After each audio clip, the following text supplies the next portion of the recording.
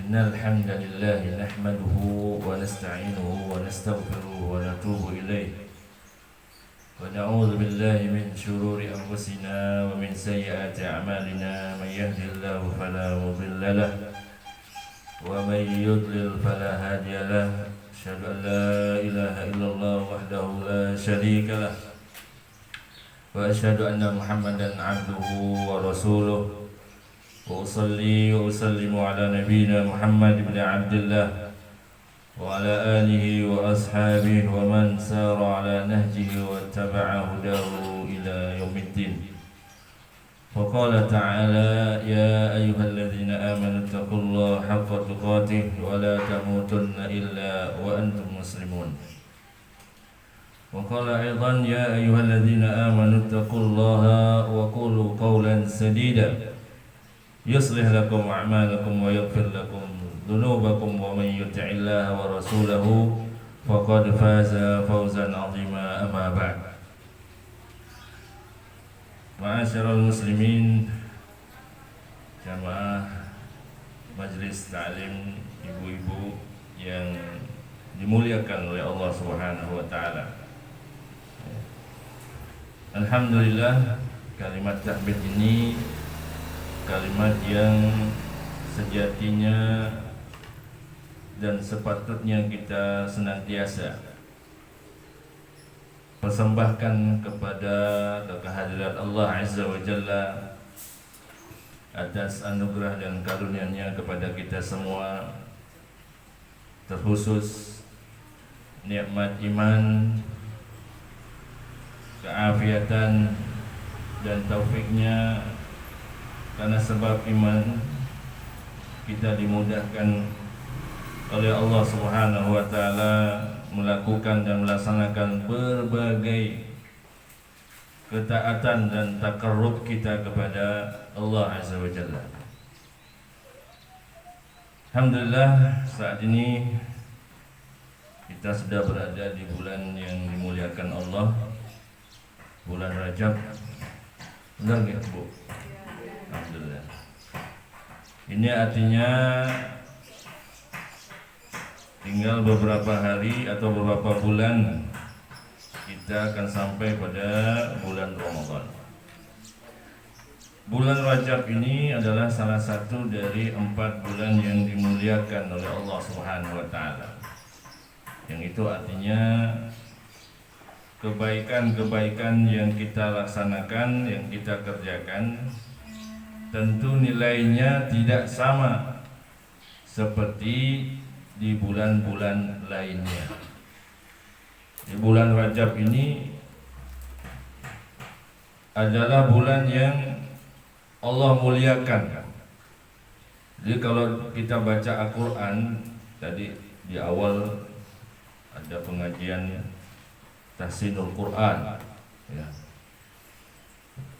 Jadi kalau di luar bulan Rajab itu satu huruf Allah beri pahala 10 kebaikan, ya kan Bu ya?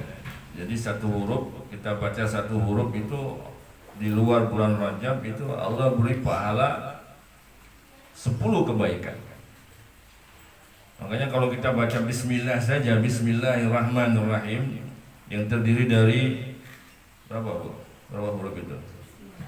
Oh iya, berarti sempat ngitung berarti 19 huruf, berarti 190 kebaikan kan? Dikali 10 ya kan? Itu kalau di luar Rajab. Bayangkan sekarang di bulan Rajab, di mana Allah akan lipat gandakan itu. Tidak lagi 10 kebaikan satu huruf. Ya.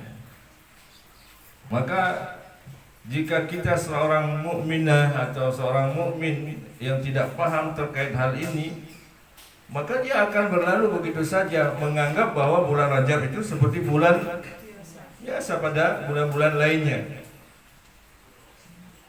Karena bulan ini di mana kebaikan dilipat gandakan, demikian pula kepada keburukan, ya, kezaliman, kemaksiatan bila dilaksanakan, demikian pula akan dilipat gandakan dosanya. Nah, oleh sebab itu Allah sudah mengatakan ya di awal ayatnya, inna iddatash syuhuri indallahi 12 syahran ya yauma khalaqas samawati wal ard fihinna arba'atu hurum fala tazlimu fihin anfusakum. Jadi Allah melarang kita untuk berbuat kezaliman pada diri kita di bulan-bulan Rajab ini. Salah satunya adalah di bulan Rajab, dari 4 bulan yang diharamkan oleh Allah Subhanahu wa taala. Bahasa diharamkan ini maksudnya bukan hukumnya haram. Ya. Agar jangan gagal paham, Bu. Berarti ada bulan yang diharamkan. Maksudnya bulan diharamkan itu adalah bulan yang Allah muliakan. Ya. Jadi Allah muliakan di mana kebaikan itu Allah lipat gandakan. Ya. Dan keburukan, kemaksiatan pun nanti juga Allah lipat gandakan dosanya. Apa kaitannya dengan tema kita? Apa temanya, Bu?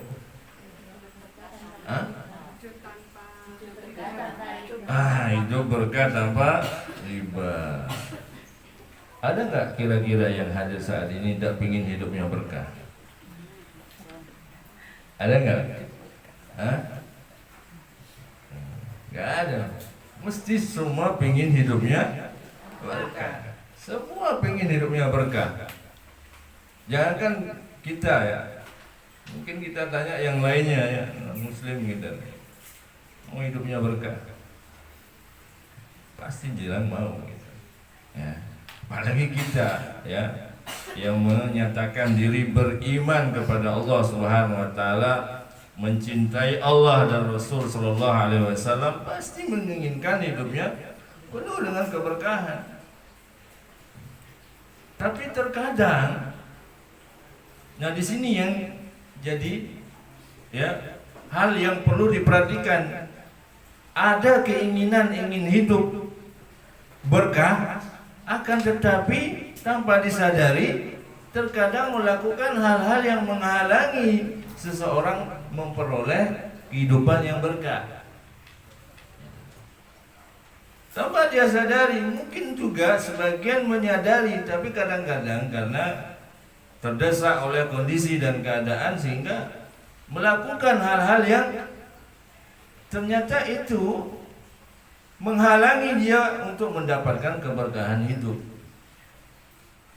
Karena kadang-kadang di awal dia merasakan kemudahan, ya, enak, ada sebuah nikmat. Karena kemaksiatan itu ada sisi nikmatnya juga, ada sisi enaknya, ya enggak Bu? Benar enggak? Gak mungkin orang mau melakukan kemaksiatan kalau di dalamnya tidak ada kenikmatannya. Ya. Bedanya dengan ketaatan, ya, kalau kemaksiatan di awal sangat menggiurkan, penuh dengan kenikmatan, namun dampak dan akibatnya adalah berkepanjangan. Dan itu akan menghancurkan daripada kehidupan kita. Bahkan bisa kebawa kepada akhirat kita yang darul khuld, ya, kampung halaman yang abadi.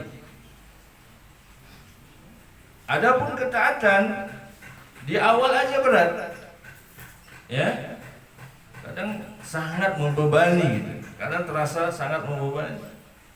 Tapi jika itu dilaksanakan dengan sepenuh iman, maka itu akan membawa kenikmatan tidak hanya di dunia, bahkan akan dibawa kepada akhiratnya. Karena paripurna balasan yang akan Allah berikan adalah ketika kita nantinya berjumpa dengan Allah Subhanahu wa taala. Nah, hidup berkah sebagaimana kita semua harapkan, maka apapun yang mendatangkan amalan-amalan, syariat-syariat yang itu akan mendatangkan sebuah keberkahan, sejatinya harus kita ilmui dulu. Ya, kita mesti ilmui dulu, kita pelajari dulu hal-hal apa yang mendatangkan keberkahan dalam hidup kita. Juga sebaliknya, apa saja yang itu akan menghalangi kita mendapatkan keberkahan hidup tersebut. Karena bagaimana seorang itu akan mendapatkan keberkahan hidup jika dia tidak mempunyai ilmunya? Demikian juga sebaliknya, orang akan menyangka, oh mungkin ini dengan mendapatkan hal ini dia akan berkah. Padahal tidak demikian. Ya. Nah, dengan mengilmui, maka kita akan minimal kita akan terhindar dari perkara-perkara yang nantinya akan menghancurkan atau menghilangkan daripada keberkahan itu. Salah satu daripada yang akan menghancurkan keberkahan hidup kita adalah muamalatur riba, transaksi riba, yang oleh sebagian orang di luar sana mengatakan sangat sulit untuk menghindar dari perkara riba. Kalau kita tanyakan, apakah mereka murni tidak memahami hukum daripada riba itu?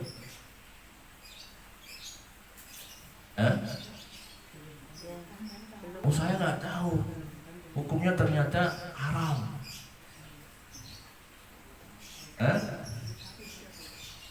Sama halnya kalau kita tanya, minum khamr, minum bir, minum arak. Kalau kita tanyakan kepada yang mengkonsumsi, benar nggak dia nggak tahu bahwa itu hukumnya haram? Tahu, tapi tetap dilanggar. Ya, itulah orang fasik. Ya, orang fasik mengambil salah satu sifatnya Yahudi, Pak. Ya, salah satu mengambil sifatnya Yahudi. Tahu hukumnya, tahu ilmunya, tapi tidak mau mengerjakan. Makanya di dalam surah Al-Fatihah itu apa di akhir itu disebutkan, ya, diawali siratal ladzina an'amta 'alaihim ghairil maghdubi 'alaihim. Ya, mendapat kemurkaan Allah Subhanahu wa ta'ala. Kenapa dimurkai?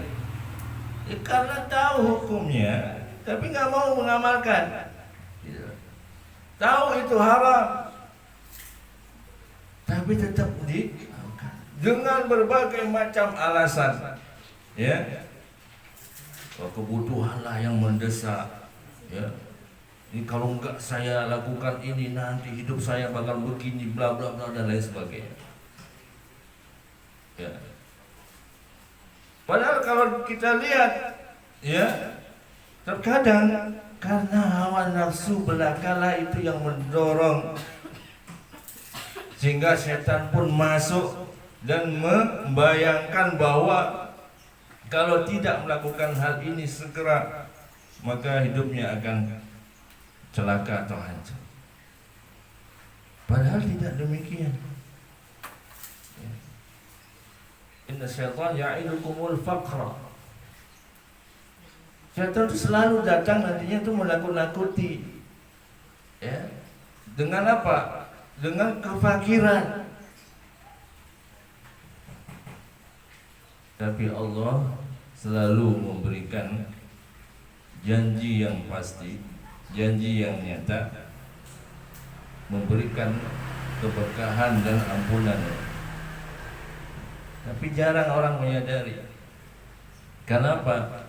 Karena tidak adanya kesabaran ketika diberikan timpa sebuah ujian atau musibah. Karena tidak tahan, tidak sabar, ingin segera lepas dari semua masalah itu. Padahal kalau kita mau meluangkan waktu untuk merenungi bahwa ada perkara-perkara dari dosa-dosa yang telah kita lakukan belumlah cukup untuk dibayar dengan kalimat istighfar kita. maka perlu diberikan sebuah ujian. Dan salah satunya adalah kadang-kadang jarang orang menyadari dampak buruk daripada riba. Nah, kalau kita bicara larangan-larangan tentang riba, insya Allah ibu-ibu paham lah. Ini kan pengajian bukan pengajian perdana, ini kan majelis taklim ini. Insya Allah di media-media yang lainnya, apalagi sekarang ini kita hidup di kota ini, media untuk kita thalabul ilm itu masya Allah berkembang pesat. Tinggal kita mau memprioritaskan nggak thalabul ilm ini, kan begitu. Hidup itu sebenarnya adalah perkara apa yang kita prioritaskan. Apakah sebatas kehidupan dunia saja, atau kita punya kehidupan akhirat yang mesti kita prioritaskan juga. Maka kembali kepada diri kita. Kalau kita nyatakan bahwa kita ini, apalagi sebagai ibu rumah tangga, sibuk, gak punya waktu, udah capek banget, ya akhirnya tidak akan punya kesempatan untuk menimba ilmu. Seperti jam sekarang ini biasanya kalau nggak ada kajian ngapain, Bu? Ada kegiatan apa? Masak, kan? Nyuci. Berarti hari ini libur ya? Hari ini libur ya, nggak nyuci, nggak masak ya? Allah. Berarti ini sebenarnya juga ada peran suami, ya kan? Nah, itu harus kita prioritaskan. Menuntut ilmu itu harus kita prioritaskan. Karena apa? Karena juga untuk akhirat kita. Jangan sampai kita cerdas, pintar perkara dunia, masya Allah, tapi terkait akhiratnya jahil, nggak tahu. Ya. Maka dari itu, alhamdulillah Allah berikan kita taufiknya, ibu-ibu bisa hadir. Ya, ini pembahasan yang sangat penting, ya, terkait riba. Karena betapa banyak keberkahan hidup itu dicabut oleh Allah Subhanahu wa taala karena melakukan transaksi riba, muamalah yang berkaitan dengan riba. Kan jelas, wa halallahu al-bai'a wa harrama riba. Allah menghalalkan jual beli dan mengharamkan riba. Ya. Karena orang kalau sudah berani ya menghantam syariat-syariat Allah Subhanahu wa taala, batasan-batasan yang diberikan oleh Allah Subhanahu wa taala, artinya dia sedang melakukan ya peperangan dengan Allah Subhanahu wa taala. Dia sama saja dia mengumumkan peperangan kepada Allah Subhanahu wa taala. Walaupun secara verbal dia tidak mengatakan, tapi dengan sikap yang dia tunjukkan, ya, itu artinya dia sedang mengumumkan dirinya berperang kepada Allah Subhanahu wa taala. Baik. Mengapa riba ini oleh Allah Subhanahu wa taala begitu dilarang, ya? Sampai kalau ada yang melanggar itu sama dengan mengajak perang kepada Allah Subhanahu wa taala. Maka mari kita lihat salah satu dampak riba dalam kehidupan. Ya, semoga dengan kita mengetahui dampak ini kita mikir lagi. Ya. Mikir agar jangan sampai jatuh kembali dalam perkara riba. Yang pertama adalah dampak yang pertama terhadap keimanan kita. Orang yang melakukan transaksi riba, maka dia terkena laknatnya Rasulullah sallallahu alaihi wasallam. La'anallah akilar riba. Kata Rasulullah SAW dalam sabdanya, Allah Subhanahu wa Ta'ala melaknat pemakan riba. Siapa lagi? Penyetor riba. Penyetor riba maksudnya istilahnya nasabah. Siapa lagi? Katibur riba, penulis. Ya. Kemudian saksinya. Nah, itu semua terkena laknat. Nah, kalau terkena laknat itu artinya jauh dari rahmat Allah Subhanahu wa Ta'ala. Nah, sekarang yang jadi pertanyaan, ada enggak satu makhluk hidup yang Allah ciptakan tidak butuh rahmatnya Allah? Ada enggak? Enggak ada. Bahkan burung, bahkan binatang, hewan, semua butuh rahmat Allah Subhanahu wa Ta'ala. Maka lihatlah ketika orang jauh dari rahmat Allah Subhanahu wa Ta'ala, maka kesehariannya tidaklah dia tenang, tidaklah dia nyaman, kecuali dia setelah melakukan kemaksiatan dan kezaliman. Itu ciri khas orang yang jauh dari rahmat Allah Subhanahu wa Ta'ala. Maka apa yang akan ada dalam kehidupannya dia? Dia lebih tenang, dia lebih nyaman melakukan kemaksiatan, kezaliman ketimbang dia melakukan ketaatan dan takarrub kepada Allah Subhanahu wa Ta'ala. Apalagi mau diajak ngaji kayak begini, ya. Kalau kita tanya awal-awal ngadiri kajian begini mudah nggak? Enggak. Mudah apa sulit? Sulit. Ada aja rintangannya. Ini memang. Kalau Allah sudah berikan rahmat kepada kita, maka kebaikan-kebaikan yang ada di depan kita akan mudah kita gapai. Sebenarnya rezeki kita itu sebenarnya ada di depan kita. Karena sebab riba ini yang harusnya sudah kita dapatkan jadi terhalang. Kita seharusnya dapat kebaikan jadi terhalang. Kenapa? Iya, karena dilaknat. Ini yang banyak orang nggak sadari. Dibutakan. Apalagi sudah ada dorongan yang kuat dari hawa nafsunya, ini kalau enggak ini kesempatan nih. Kalau nggak diambil nih siapa lagi? Sehingga apa? Nggak bakal teringat bahwa hal ini sangat akan membawa kepada laknatnya Allah Subhanahu wa Ta'ala.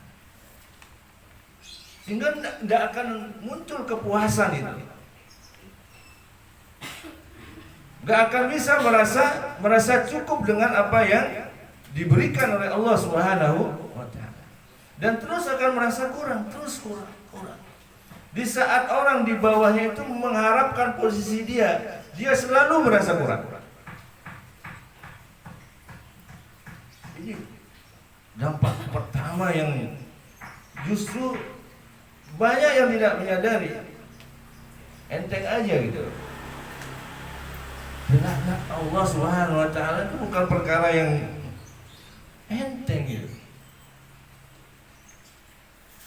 Sehingga apa? Bahkan nanti di rumah tangga itu jangan salah, itu nanti pertengkaran demi pertengkaran yang nggak habis, nggak ada ujungnya gitu, nggak jelas. Yang dilihat selalu akan keburukan demi keburukan. Kenapa? Karena nggak ada rahmat Allah. Kalau nggak ada rahmat Allah maka nggak ada kasih sayang. Udah nggak ada, maka muncullah berbagai macam kezaliman itu.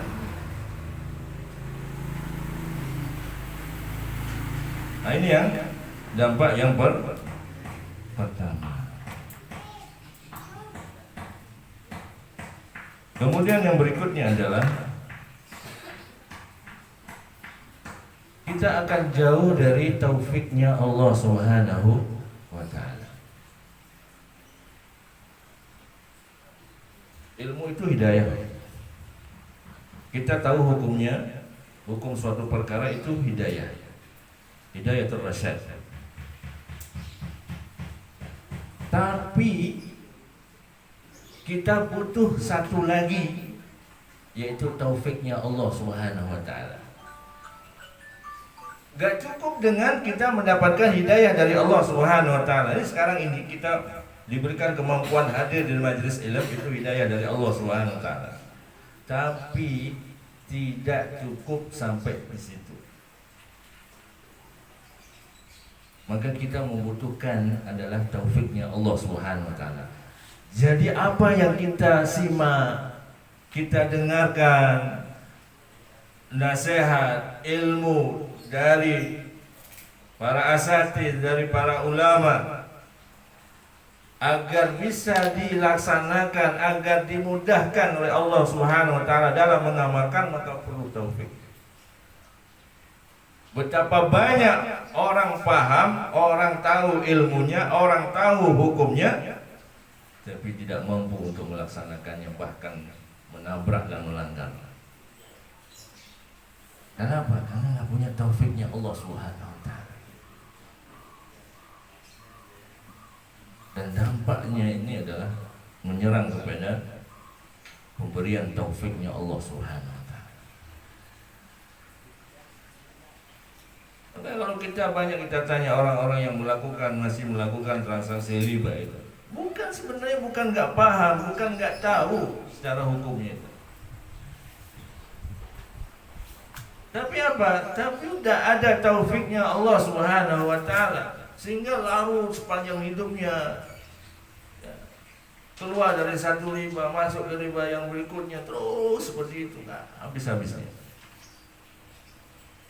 Karena ini Allah angkat kenikmatan taufik dari Allah Subhanahu wa ta'ala.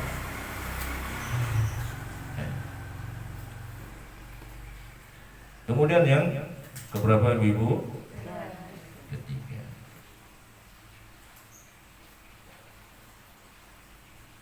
Ketiga, dampaknya adalah stres secara finansial. Ya. Kenapa jadi seperti ini dampaknya? Ini namanya riba kan bayar bunga nggak, Bu? Ya nggak? Bunga kok dibayar? Sebab itulah banyak yang gak punya ketenangan dalam hidupnya.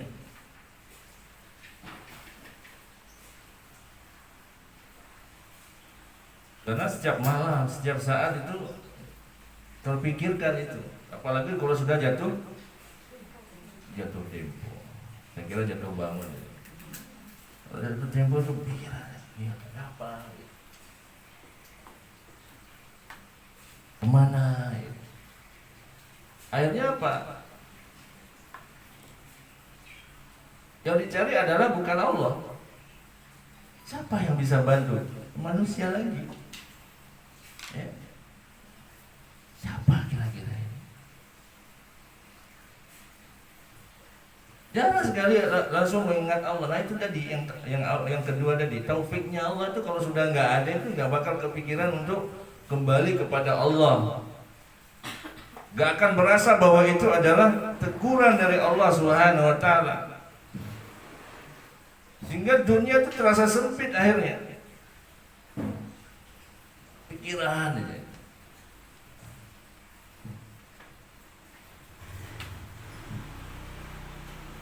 Oleh karena itu, kenikmatan tidur malam tidak pernah dia dapatkan.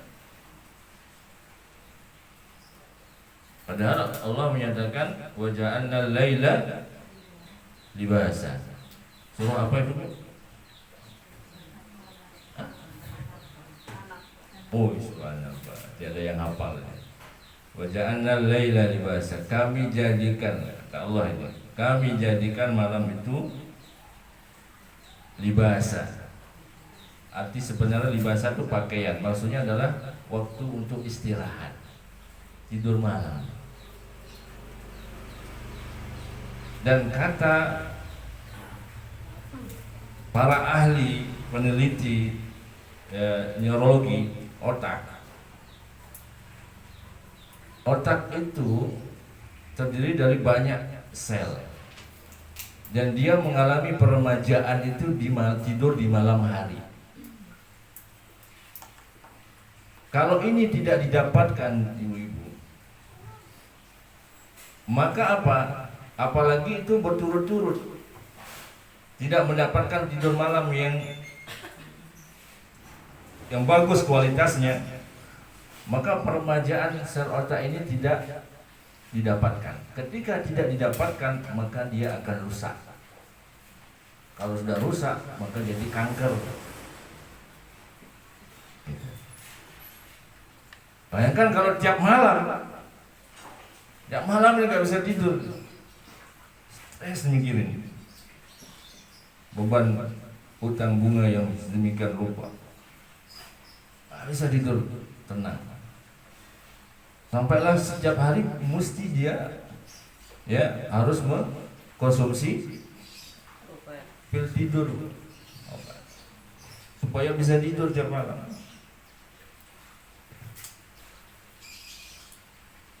Nah, ini dampak yang didapatkan bagi yang masih dalam lingkaran riba. Nah, ibu-ibu yang dimuliakan Allah Subhanahu wa taala, kemudian dampak yang berikutnya, umumnya ketika seorang sudah terjerat dalam lingkaran riba, maka dampaknya adalah terjadinya siklus hutang yang berkepanjangan. Ini nggak ada habis-habisnya itu. Sehingga memang di awal terlihat indah, ya kan? Banyak duitnya di awal,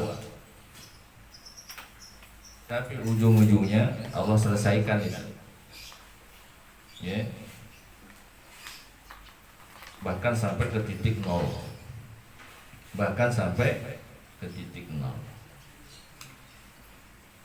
di mana di luar sana orang melihat, masya Allah, orang ini rumahnya bagus, kendaraannya banyak, jabatannya tinggi,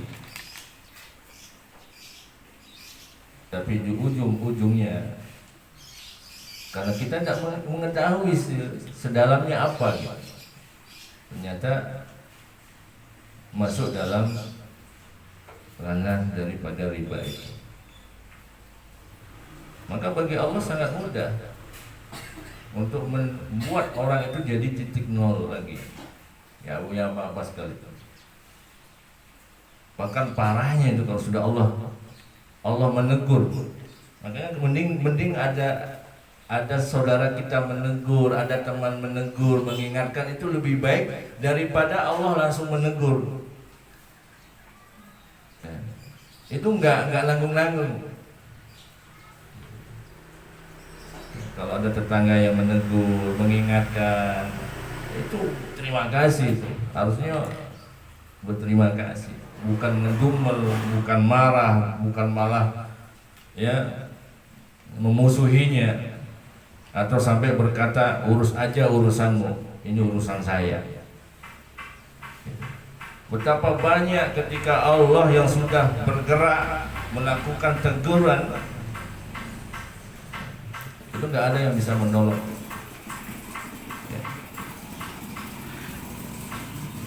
Maka banyak sekali Allah tegur orang-orang yang mengabaikan daripada nasihat-nasihat orang-orang yang peduli dengannya. Kalau ada ibu-ibu, orang itu peduli dengan keimanan kita, akhirat kita, itu temani dengan baik, syukuri. sejatinya dialah yang paling perhatian dan sayang pada kita. Kalau ada yang membiarkan, mengabaikan, ya, apalagi sampai mendukung gitu, itu kehancuran itu. Tapi memang berat punya teman seperti itu, memang kudu sabar. Karena Allah juga mengatakan demikian dalam surah Al-Kahfi, bahkan di awal ayatnya, wasbir nafsaka ma'al ladzina yad'una rabbahum bil ghadati wal 'ashi yuriduna wajhah. Bersabarlah bersama atau membersamai orang-orang yang senantiasa beribadah menyembah Allah Subhanahu wa taala setiap pagi dan petang. Yuriduna wajhah, hanya mengharap keridhaan Allah Subhanahu wa taala. Apalagi di zaman sekarang ini banyak yang orang nggak tahan, nggak bisa sabar. Karena teman yang soleh seperti itu selalu mengingatkan kepada kebaikan. Nggak asik memang. Ya, kita lagi enak santai begitu dia, sudah azan, yuk kita sholat. Nggak asik. Ditegur, transaksi ini nggak boleh, ini ada sisi ribanya. Ayo kita tinggalkan. Tapi begitu kita mampu untuk bersabar bersamai orang-orang ya, yang senantiasa mengajak kepada kebaikan, mengingatkan kepada Allah Subhanahu wa taala, itu syukur. Ini zaman sekarang ini sangat susah. Karena kalau kita pulang pun ya, maka yang kita akan banyak kita ingat adalah perkara dunia. Ya, apalagi tadi di awal kita tanya, karena menghadiri kajian masa belum, ya, tadi yang menyatakan pulang-pulang masak, mikir dunia. Nah, ketika di sini diingatkan kebaikan, ini hal yang penting. Sudah berapa Ibu? 4. Ya, saya tambahkan lagi 1. Kemudian yang kelima, Allah Subhanahu wa taala mencabut keberkahan daripada hidupnya, baik hidup dirinya maupun hidup rumah tangganya.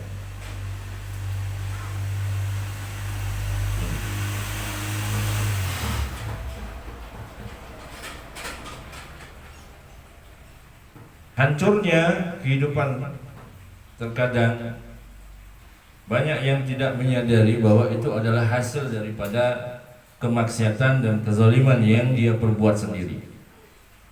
Yakinlah bahwa Allah Subhanahu wa taala tidak pernah menjauhi hambanya walaupun sejengkal. Enggak pernah, bahkan Allah tidak akan pernah menzalimi hambanya. Wa ma kana rabbuka bizallamin lil 'abid. Firman Allah Subhanahu wa taala mengatakan bahwa Allah Subhanahu wa taala tidak pernah menzalimi hambanya. Dan dalam diskusi juga sudah dinyatakan, inni haramtu zulma ala nafsi. Aku haramkan kezaliman pada diriku. Dan itu membuktikan dan menunjukkan bahwa Allah Subhanahu wa taala tidak akan pernah menzalimi hambanya. Tapi hambanya lah dengan melakukan bentuk kemaksiatan, bentuk kezaliman, inilah yang menjadikan hamba itu semakin jauh dari Allah Subhanahu wa taala. Ia membuat jarak setelah tidak ada jarak antara dia dengan Allah. Sebab kemaksiatan, sebab kezaliman yang dia berbuat. Padahal dalam hadis qudsi pun Allah sudah mengatakan, ya bani Adam, innakum tukhti'una bil-laili wan-nahar. Sungguhnya wahai anak Adam, keturunan anak Adam, kalian itu gemar melakukan kesalahan setiap pagi, setiap malam dan siang. Ada setiap saat.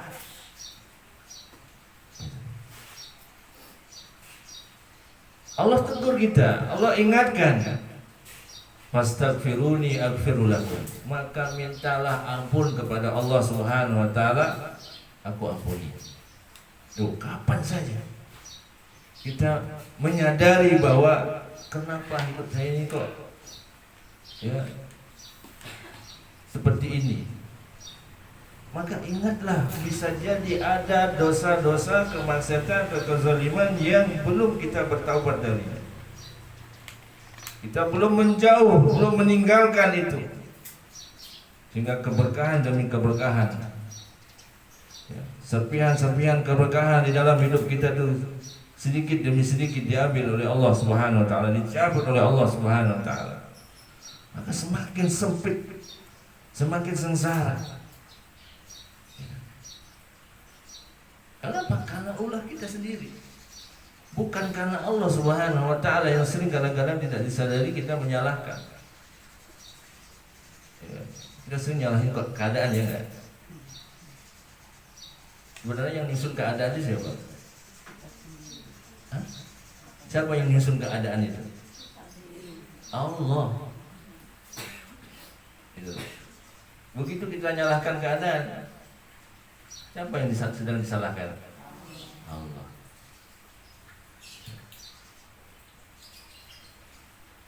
Jauhnya, diangkatnya keberkahan itu sebenarnya adalah merupakan kesalahan diri kita. Maka sahabat aydin nas, karena ulah kita yang Allah sudah berikan tuntunan, ya Allah utus Rasul, Allah utus Nabi, Allah turunkan Al-Quran Dawabitul Hayat sebagai pedoman hidup. Itu Al-Quran, ya, tidak sebatas untuk jadi ritual bacaan kita, tapi tingkatkan bahwa itu adalah pedoman hidup kita, diamalkan. Kalau ada larangan, mari kita usahakan untuk kita tinggalkan, kita jauhi. Oh ini nggak boleh, ya udah jauhi gitu. Coba lihat para sahabat radhiyallahu anhum ajmain. Pelarangan khamar, ya, di mana para sahabat dulu itu minuman favorit, ya, sebelum datangnya Islam. Sebelum datangnya Islam itu minuman favorit. Apapun, ya, bentuk acaranya, ya, itu mesti ada khamar. Setiap rumah mesti punya stok khamar. Maka pelarangan itu sampai 3 periode. Ya. Di periode yang kedua, ya, boleh minum khamar, tapi menjelang mau sholat dilarang. Dan yang terakhir ini yang lebih menakjubkan.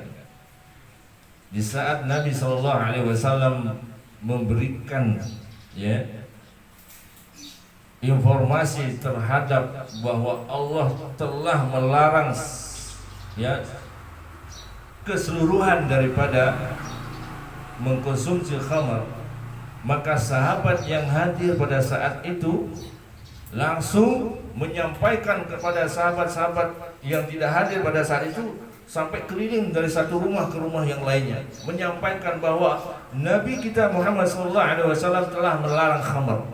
Pada saat itu ada sekumpulan sahabat itu sedang ada di satu rumah, sedang apa? Sedang minum.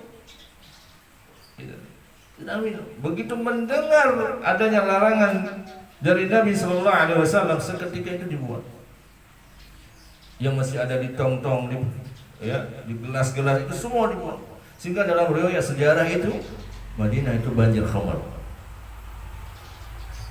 Saking banyaknya. Apakah sahabat itu protes atau paling tidak menanyakan, kok dilarang? Yang kemarin sudah bagus itu, ya kan? Bolehlah minum kalau mau menjelang sholat, berhenti. Enggak ada. Begitu mendengar sami'na wa ata'na, para sahabat itu langsung mengatakan sami'na wa ata'na. Apa artinya sami'na wa ata'na? Itu makna lafaznya sami'na wa ata'na. Maksudnya adalah kami terima. Kami terima. Wa ata'na, kami tunduk, kami taat, kami laksanakan. Itulah penghambaan yang sejati tanpa syarat. Beda dengan zaman sekarang. Kenapa dilarang? Kadang cari apa? Kadang cari celah. Masa sih ini ada ribanya? Gak puas dengan satu ustaz, pindah ke ustaz yang lain. Apa sih hukumnya ini? Katanya sepulan kata ustaz ini tidak boleh. Nah, ini perkara fikih, ada beda pendapat. Hanya untuk memuaskan hawa nafsunya. Kalau begitu kita mendengar, oh ini tidak boleh, ya sudah. Kita taat, kita tunduk. Kenapa? Karena penghambaan kita kepada Allah Subhanahu wa taala. Kita membuktikan kepada Allah Subhanahu wa taala, saya ini hambamu ya Rabb. Engkau mengatakan boleh, kami akan laksanakan. Engkau mengatakan tidak boleh, kami akan tinggalkan. Itu hamba. Itu namanya hamba. Gak ada isinya protes, apalagi mempertanyakan, ya Rabb, kenapa engkau larang? Ini kan perkara yang kami sukai. Ayolah. Gak ada tawar-menawar. Coba lihat ayat firman Allah Subhanahu wa taala. Wa ma kana li mu'minin wala mu'minatin idza qadallahu wa rasuluhu amran an yakuna lahumul khiyaratu min amrihim. Enggak pantas seorang mukmin, baik laki maupun perempuan, jika Allah sudah memutuskan suatu perkara, jika Allah dan Rasulnya sudah memutuskan suatu perkara, bagi mereka itu ada pilihan-pilihan perkara yang lainnya. Jadi kalau Allah mengatakan wa halallahu al-bai'a wa harrama riba, aku halalkan jual beli, aku haramkan riba. Ya udah clear sebenarnya. Gak perlu lagi cari celah-celah untuk terbebas, untuk melegalkan yang subhat-subhat, yang remang-remang, karena dicari itu.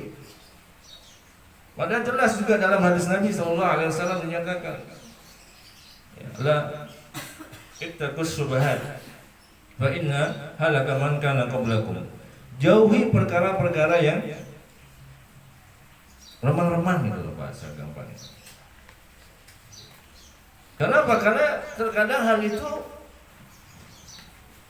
banyak menghancurkan pada umat-umat terdahulu. Kadang sering dicari itu yang jelas, kadang disamar-samarkan, yang sama semakin disamarkan. Nah ini, maka mari kita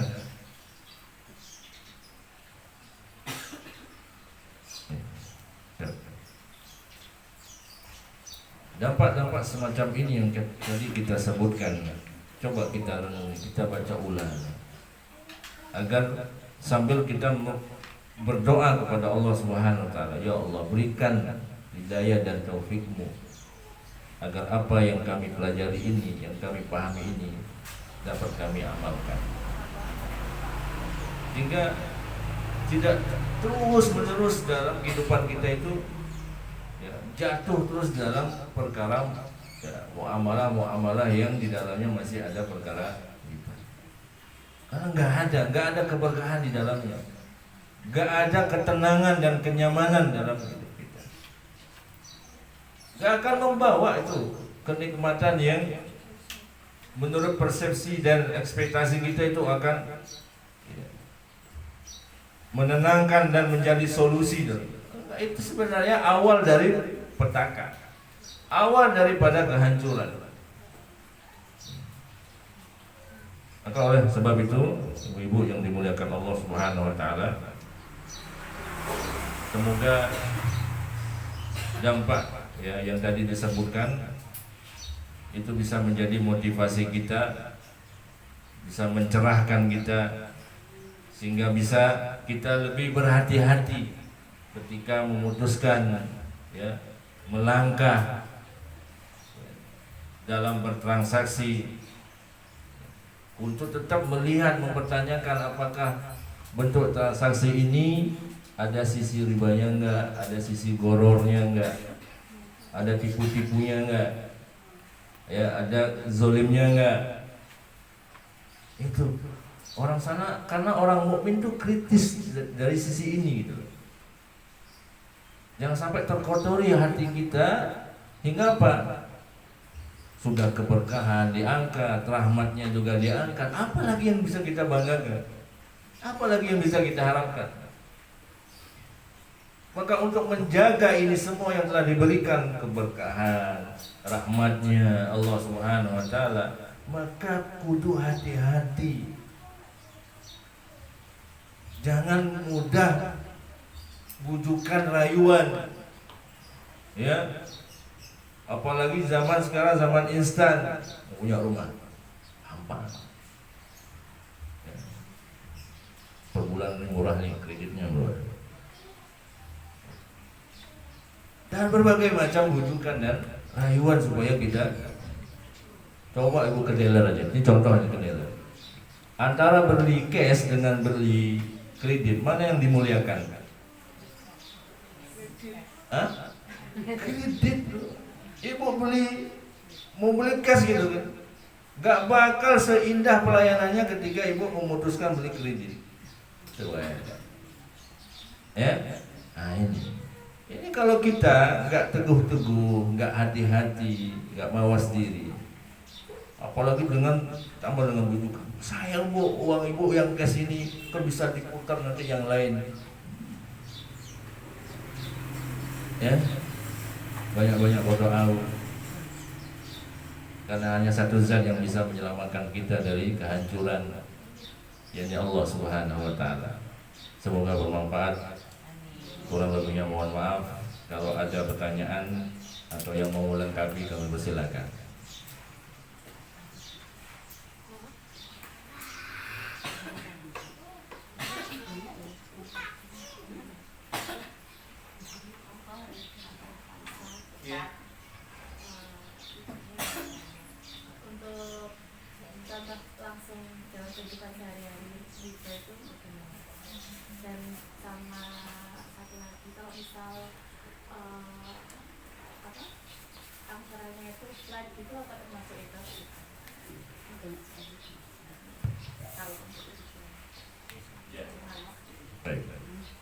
Iya, tentu jelas bahwa transaksi riba ini kita bisa lihat dari akadnya, ya.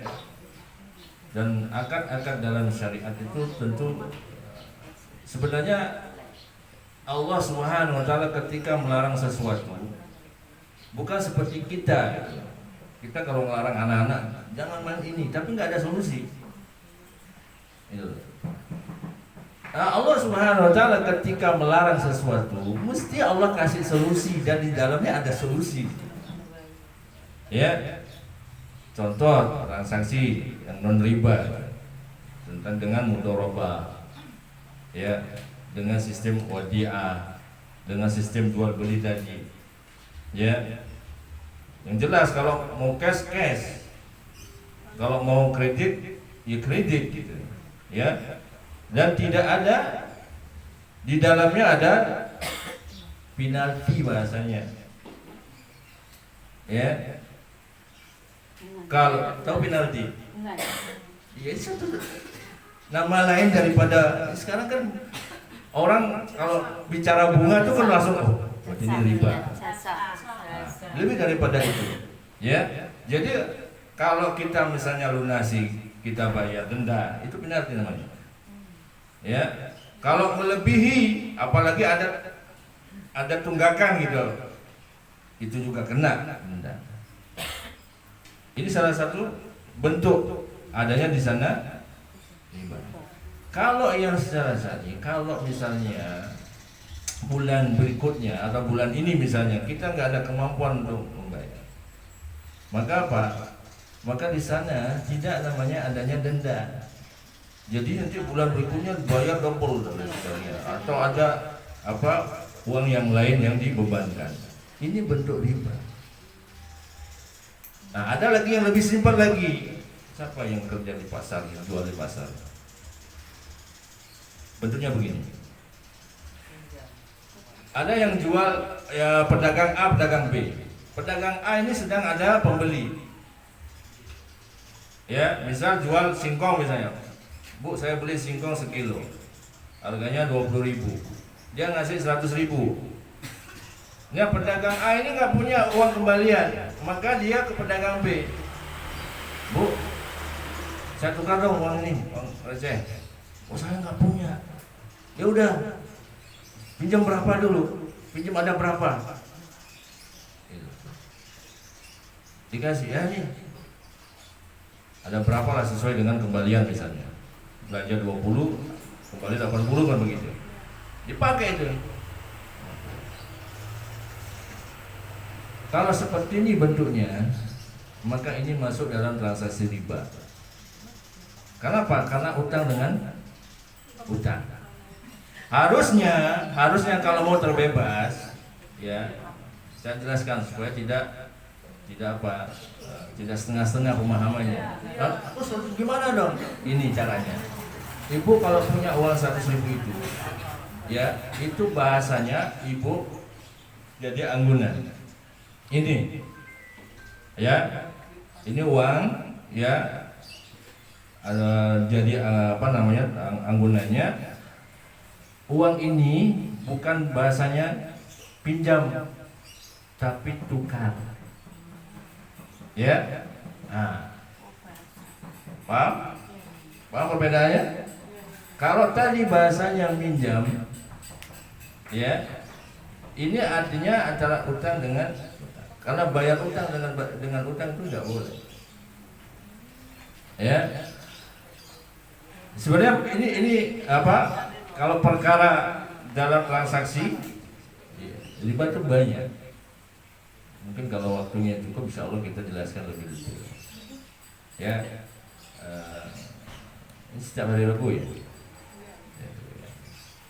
Kalau ada pengajian lagi, ustaznya yang diundang mungkin bisa diminta untuk bicara tentang hal ini lebih detail lagi, supaya kita tidak mudah jatuh dalam transaksi itu. Dan harus dalam transaksi juga, maka perhatikan. Contoh misalnya ada lagi yang kadang sering juga dilakukan, ya, misal harga cash sekian, harga kredit sekian, gitu kan? Tapi di awal akad itu dia belum menentukan dia mau cash apa mau kredit. Namun bahasanya adalah udah gini aja, kalau saya mampu nanti saya bayar cash, berarti kalau nggak mampu berarti saya kredit. Ya, kalau seperti ini bentuknya, ini masuk dalam kategori riba. Karena apa? Di dalamnya juga ada, selain riba ada goror. Ini akan membahayakan kedua belah pihak atau salah satu pihak. Maka tentukan, itu mau cash, silakan cash. Kalau mau kredit, jelas ini harganya sekian. Jangan di pertengahan baru menentukan. Oh, karena saya nggak mampu Pak, jadi saya kredit aja. Nggak bisa begitu. Jadi akad itu penentuannya kalau mau terlepas dari perkara riba, maka diperjelas di awal akadnya. Ini apa? Gitu loh. Ya. Semoga bermanfaat dan terjawab. Apa lagi tadi? Ada 2 ya? Sudah terjawab apa belum? Yang misal itu kan dari riba atau enggaknya itu kan dibedakan dari akadnya ya. Misal akadnya kan itu kredit, terus nyicilnya itu kan kalau berbunga itu berarti kan riba. Kalau misal bayarnya cicilan per bulannya itu flat dan tidak floating. Iya, gini, cashnya adalah misalnya 20.000. Kalau kredit, ya, maka ditentukan berapa, jelas. Ini mau berapa bulan, ya, maka ditentukan di awal. Oh, kalau misalnya 6 bulan, maka jatuh harganya misalnya jadi 50.000, ya kan? Ya, 50.000. maka tinggal dibagi per bulannya berapa. Amin. Nah, itu Kalau itu nggak nggak apa-apa.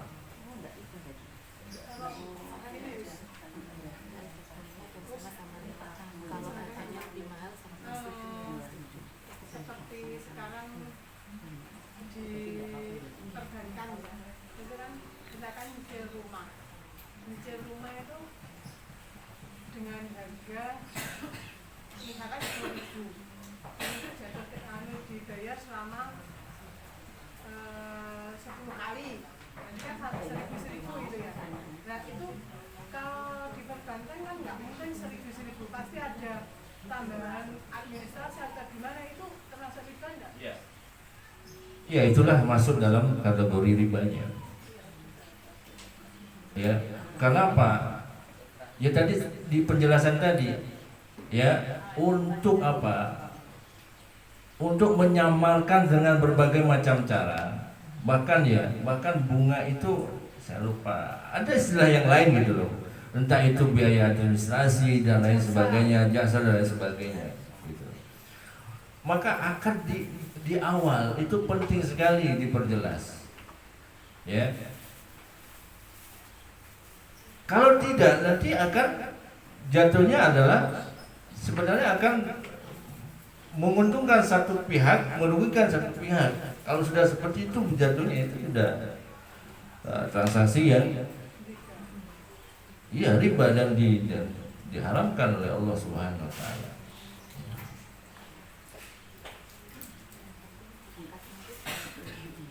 Makanya perkara sesuai syariat ketika kredit itu sesuai syariat itu sebenarnya lebih menenangkan. Ya, walaupun kadang-kadang agak apa namanya kelihatan agak besar, bulanannya agak besar. Tapi itu sebenarnya akan lebih menenangkan ketimbang kecil tapi nanti rentetan dan percilannya itu akan banyak. Gitu. Ustaz, kesimpulannya apakah ini benar apa salah ya? Riba itu ditentukan oleh akad pertama, akad awal kita ketika transaksi. Begitu benar apa? Mohon penjelasan. Iya. Ini poin pertama yang perlu diperhatikan dalam akad itu adalah perhatikan akad di awal. Ini langkah pertama.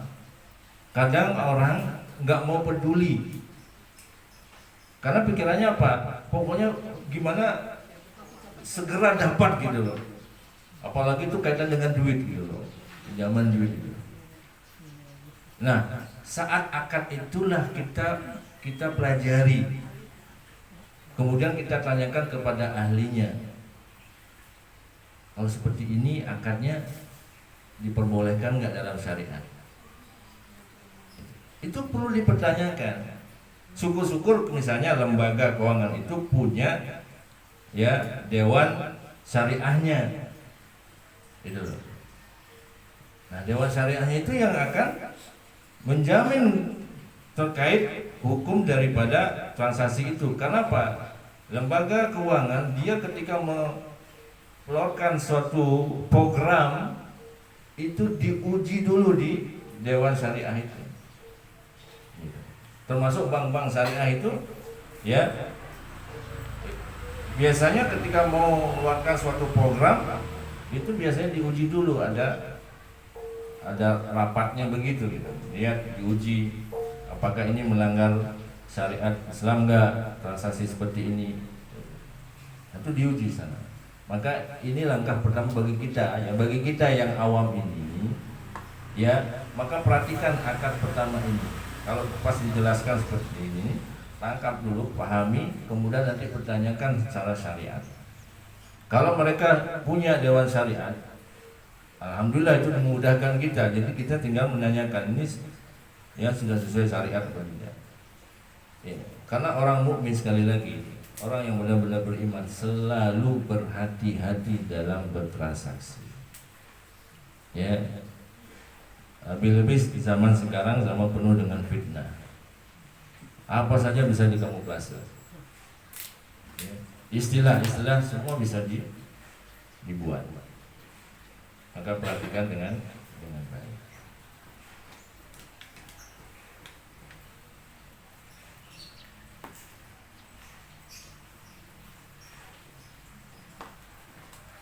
Masih ada atau dicukupkan atau sampai zuhur aja ini? Cukup ya. Alhamdulillah, semoga bermanfaat dan dipahami, dan semoga Allah memudahkan kita untuk mengamalkannya. Kita tutup dengan doa kafaratul majlis. Subhanallah hamdika asyhadu an la ilaha illa anta astaghfiruka wa atubu ilaik. Assalamualaikum warahmatullahi wabarakatuh. Waalaikumsalam.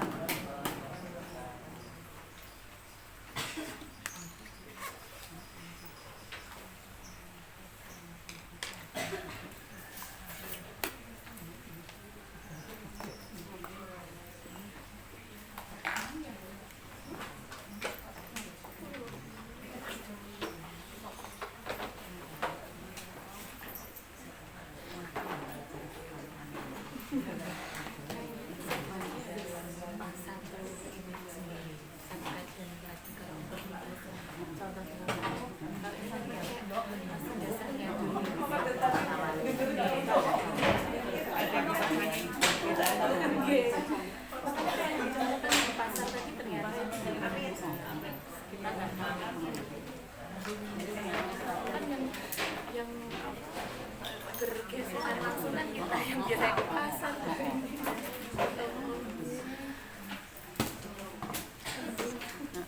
Pak Teknik, aduh.